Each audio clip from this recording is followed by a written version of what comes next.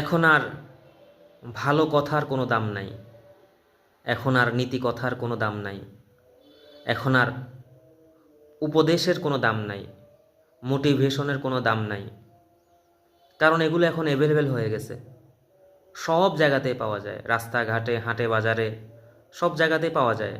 আমি বলতে চাচ্ছি, একটু ফেসবুকে ইনস্টল করলেই কত ভালো ভালো কথা দেখা যায়, একটু ইউটিউবে ঘুরে আসলে, একটু টিকটকে ঘুরে আসলে কত ভালো ভালো। আমাদের কাছে এখন এগুলো সহজলভ্য হয়ে গেছে, একবার সহজতর হয়ে গেছে। যেটা বেশি সহজেই পাওয়া যায় সেটার কোনো কদর থাকে না, সেটার কোনো মূল্যায়ন থাকে না। আগে তো এরকম ছিল না। আগে একটু উপদেশ শোনার জন্য, একটু নসিহত শোনার জন্য, একটু ভালো কথা শোনার জন্য কত দূর দূরান্ত পর্যন্ত যেত,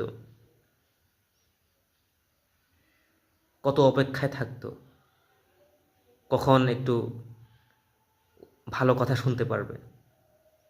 কিন্তু এখন এগুলো সহজলভ্য হয়ে যাওয়ার কারণে আমরা এখন আর এগুলো ধার ধারি না, আমাদের মনে আর এগুলো গাঁথে না। এটা একটা পয়েন্ট। দ্বিতীয়ত কারণ হলো, এত এত নোংরামি, এত এত নষ্টামি, এত এত খারাপি, যেগুলোর মধ্যে ভালো হারিয়েই গেছে। অর্থাৎ ভালোকে যদি এখন আমরা 60%ও ধরি, খারাপ চলে গেছে 100% পেরিয়ে চলে গেছে। অর্থাৎ খারাপের মাঝে ভালোবাসা, ভালো কথা খুঁজেই পাওয়া যায় না। এখন আমি একটু নীতির কথা শুনছি, একটু পরে একটু স্ক্রল করব, খারাপ চলে আসবে। একটু ভালো করে খারাপটা দেখব, আরও খারাপ চলে আসবে।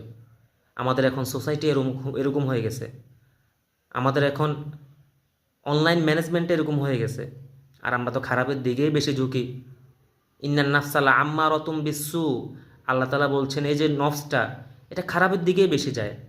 তো এখন যত ভালো কথা আমাদের সামনে আসুক, এটা আমাদের কোনো গায়ে বাজবে না, এটা আমাদের কোনো গায়ে বাজবে না। আমরা সেই খারাপের দিকেই যাব।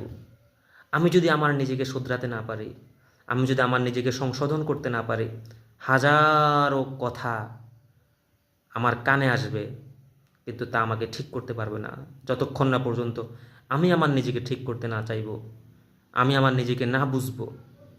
আল্লাহ আমাদেরকে বুঝার তৌফিক দান করুক।